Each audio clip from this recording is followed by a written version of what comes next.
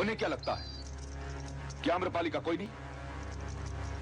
शायद वो ये भूल गए कि आम्रपाली श्रेणिक बिंबिसार की सर्वस्व है। अश्विनी, अब ये वीणा बजाने वाले हाथ खड़क पर उन्हें मृत्यु का राग सुनाएंगे।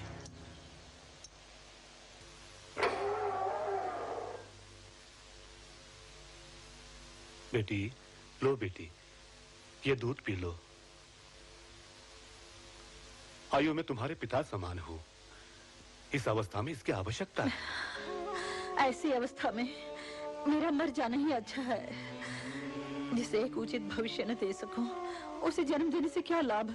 मैं राजनीति या न्यायपालिका को जानता ही नहीं। मैं ये भी नहीं जानता कि तुम्हारे साथ न्याय हुआ है या अन्याय। किंतु यह अवश्य जानता हूं कि तुम्हारा या तुम्हारे आने वाले संतान का भविष्य क्या होगा। मेरे भविष्य का निर्णय तो हो चुका है बाबा। रही संतान, जिसका जन्म ही कारागार में हो, उसका भविष्य क्या होगा? पुत्री, भगवान श्री कृष्ण का जन्म भी कारागार में हुआ था। कड़ा पहरा रहने पर भी कंस उन्हें मार न सका।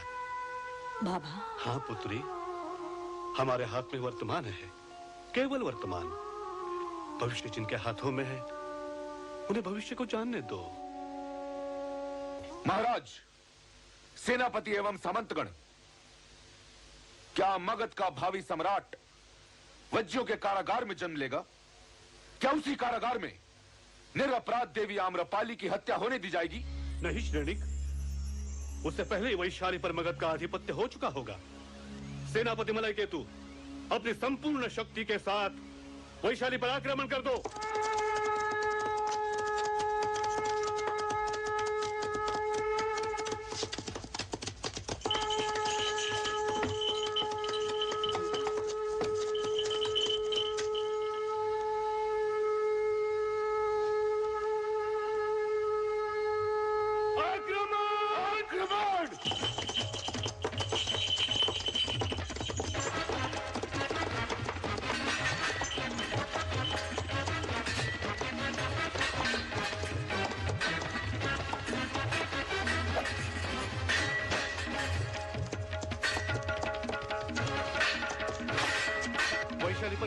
आक्रमण कर दिया है। नहीं बाबा, ये नहीं हो सकता। श्रेणिक ऐसा नहीं कर सकते। मैं ऐसा नहीं होने दूंगी। अब कोई कुछ नहीं कर सकता बेटी। बाबा, यदि आप मुझे मगध कुमार से मिलने का अवसर दिलवाएं, मैं आपको विश्वास दिलाती हूँ, ये युद्ध नहीं होगा। ये मेरे अधिकार में नहीं है बेटी। बाबा, आप मेरी ये प्रार्थना संतागार तक पहुँचा दीजिए। आप विलंब नहीं कीजिए बाबा।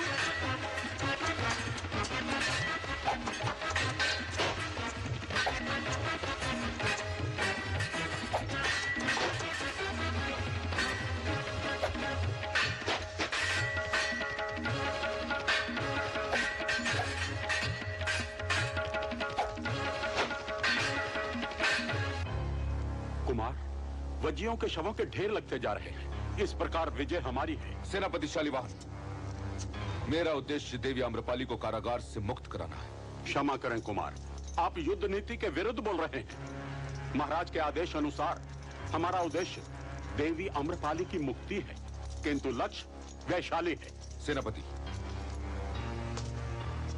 आप ये भूल रहे हैं कि यह अभियान मेरा है और मैं मगध सेना का प्रयोग आम्रपाली की प्राप्ति तक करूंगा। फिर महाराज के आदेश का क्या होगा? वैशाली विजय उनका एक स्वप्न है। सेनापति शालिवाहन,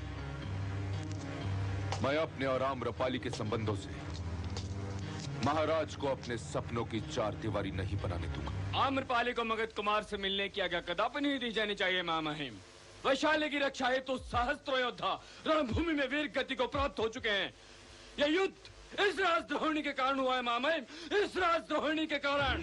महामहिम, मेरी विनती स्वीकार कीजिए। मुझे एक बार मगध कुमार से मिलने का अवसर दीजिए। इस भीषण महायुद्ध में भी इस दुराचारणी ने अपने प्रेमी से मिलने का सरल उपाय ढूंढ लिया है। महामहिम, मैं अपनी वैशाली को इस युद्ध के विनाश से बचाना चाहती हूँ, जो आप लोग नहीं कर सकते। मैं अपने प्रेम का बलिदान करके मगध कुमार को इस युद्ध को रोकने के लिए बाध्य करूंगी।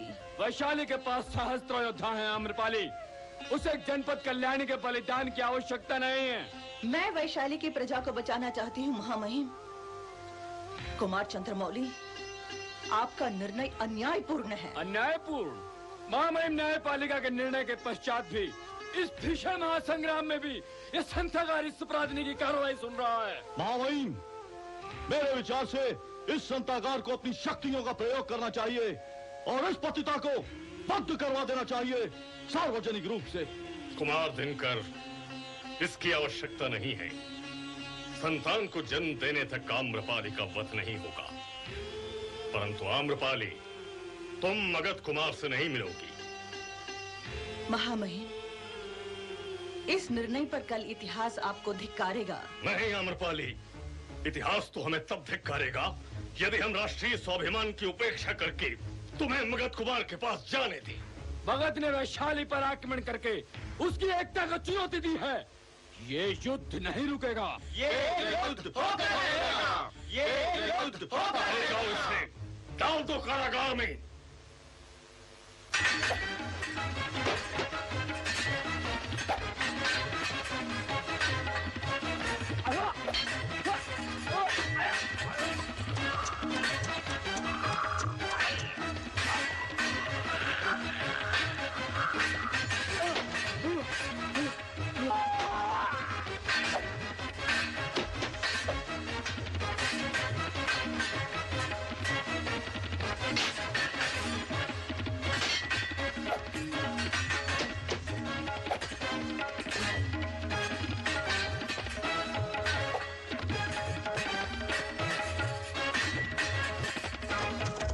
देवी का कोई समाचार मिला? नहीं कुमार, कारागार के क्षेत्र में वज्जी सैनिकों की भरमार है और पता चला है कि कारागार प्रधान किसी आदेश की प्राप्ति के लिए संथागार गए हैं। अश्विनी, कहीं वो लोग हमारे आक्रमण से बौखलाकर देवी आम्रपाली की कारागार में हत्या तो नहीं कर देंगे? नहीं अश्विनी, ये विश्राम का समय नहीं है। हमें आज और इसी समय कारागार पर हमला करना होगा।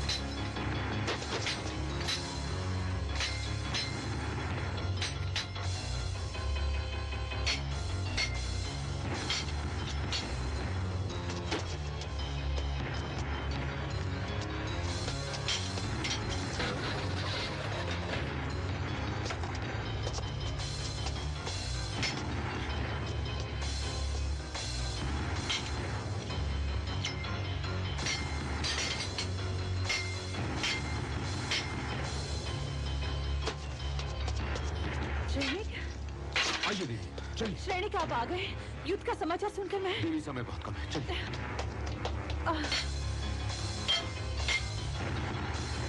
ये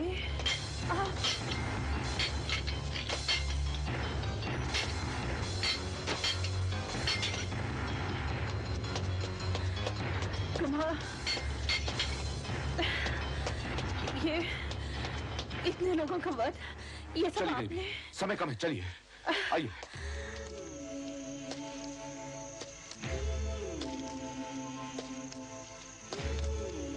आपको वैशाली से मांगने आया था, किंतु जीत कर लिए जा रहा हूं। अब आप मुक्त हैं देवी। वज्जियों का भी आप पर कोई अधिकार नहीं है। अब आप केवल मेरी हैं, मगध की हैं, महान मगध की। ये इतने शव, इतना रक्तपात, ये विजय की देवी बिना रक्तपान किए प्रसन्न नहीं होती है देवी। ये सामने खड़ा विजय रथ आपकी प्रतीक्षा कर रहा है। आप जब मगध पहुंचेंगी तो वहां दीपावली मनाई जाएगी, उत्सव मनाए जाएंगे। इन शवों के रक्त से दीपावली मनाई जाएगी मगध कुमार।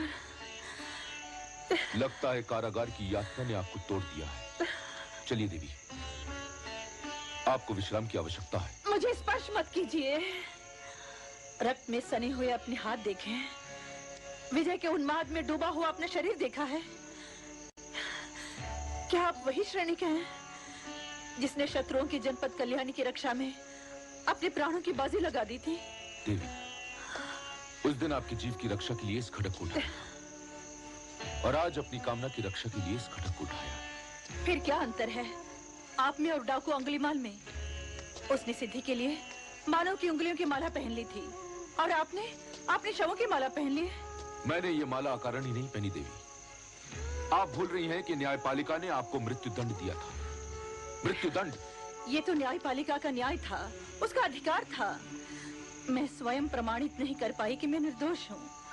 मेरी साक्षी तो केवल आप थे। हाँ, वैशाली पर आक्रमण करके आपने ये सिद्ध कर दिया कि आप वैशाली के मित्र नहीं, शत्रु है, शत्रु।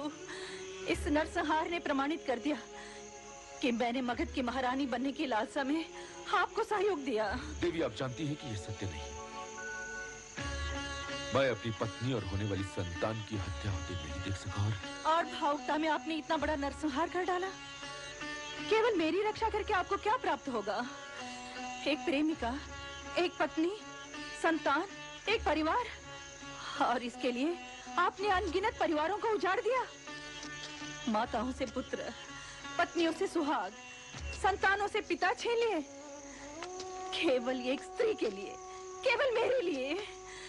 यदि मेरी हत्या हो जाती तो इतना बड़ा नरसंहार तो ना होता।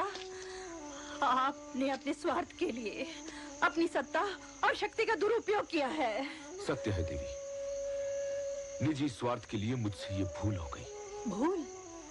इतना बड़ा नरसंहार भूल है? मानवता की हत्या को भूल मान लेने का गुण आप राजपुरुषों को विरासत में मिला है। हत्याओं का ये गुण आपको अपने साम्राज्यवादी पिता से मिला है। उन्हें बुलाकर ये दृश्य दिखलाइए। जब मानव ही नहीं रहेगा तो किस पर राज करेंगे? इन शवों पर? देवी, जो हो चुका सो हो चुका। जो हो चुका उसका प्रायश्चित करना पड़ेगा मुझे। मेरे ही कारण इतना बड़ा नरसंहार हुआ है। मुझे अपने आप से घृणा होने लगी है। कैसे होगा इतने बड़े महाविनाश का प्रायश्चित? कैसे होगा? आप ही क्यों करेंगी इसका प्रायश्चित? आज तक मैं ही तो करती आई हूँ प्रायश्चित। स्त्री होने का प्रायश्चित, रूपवती होने का प्रायश्चित, और अब आपकी पत्नी होने का प्रायश्चित। आपकी पत्नी होने के नाते इस नरसंहार का प्रायश्चित मुझे ही करना पड़ेगा। हे ईश्वर, इस पापिनी का कैसे उद्धार होगा? मुझे मुक्ति का मार्ग दिखाओ। मुझे शांति चाहिए प्रभु, मुझे शांति चाहिए। देवी, मुझे इस भूल के कारण अस्वीकार न कीजिए। सारा संघर्ष इस कामना की लालसा में मैंने किया, और जब उसका सुख पाने का अवसर आया तब। जब हमारे ध्यान में लालसा और केवल पानी की होड़ लगी रहती है, तभी सारे दुख हमारे पीछे पड़ जाते हैं देवी। और इस पीड़ा का अंत तब तक नहीं हो सकता जब तक इच्छाओं का अंत नहीं हो जाता। अंतिम सत्य है उस ओर ले जाने वाला मार्ग। मिल गया, मिल गया मुझे शांति का मार्ग, मिल गया मुझे मुक्ति का मार्ग। नहीं देवी, मैं आपको कहीं जाने नहीं दूंगा। मैं आपको अपने साथ मगध ले जाऊंगा। मगध कुमार, यदि आप मुझे मगध ले भी जाएंगे तो आपके साथ मेरा शरीर ही जाएगा, आत्मा नहीं। आपके लिए मैं एक शव से अधिक और कुछ भी नहीं हूं। मैं तथागत के शरण में जा रही हूं। देवी,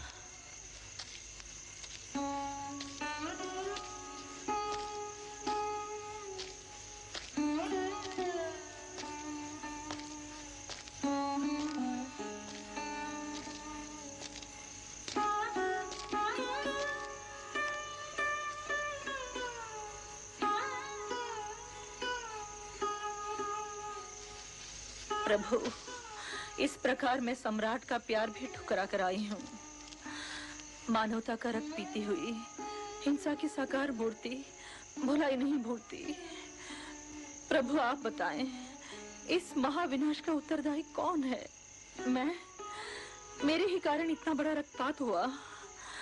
भगवान तथागत, आप मेरी रक्षा करें, मुझे प्रायश्चित का मार्ग बताएं। यदि आपने भी मुझे स्वीकार नहीं किया तो इस सृष्टि में मेरे लिए कोई स्थान नहीं है, कोई भी स्थान नहीं है।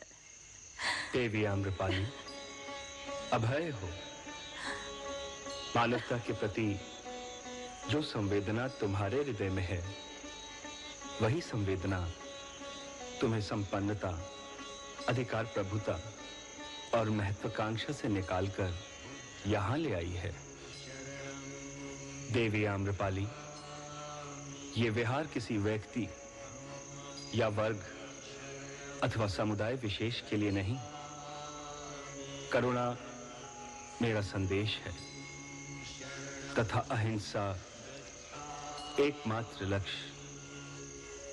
इस विहार में किसी व्यक्ति का अनादर नहीं होगा।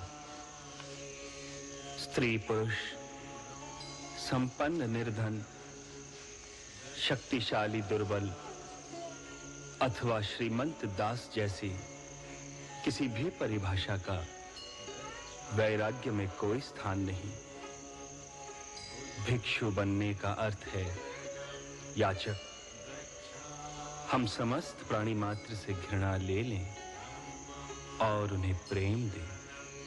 देवी, मैं तुम्हें प्रवज्ञा दूंगा। इस विहार की तुम प्रथम भिक्षुणी हो। नारी के सम्मानपूर्ण अधिकारों के प्रति तुम्हारे हृदय में चेतना है।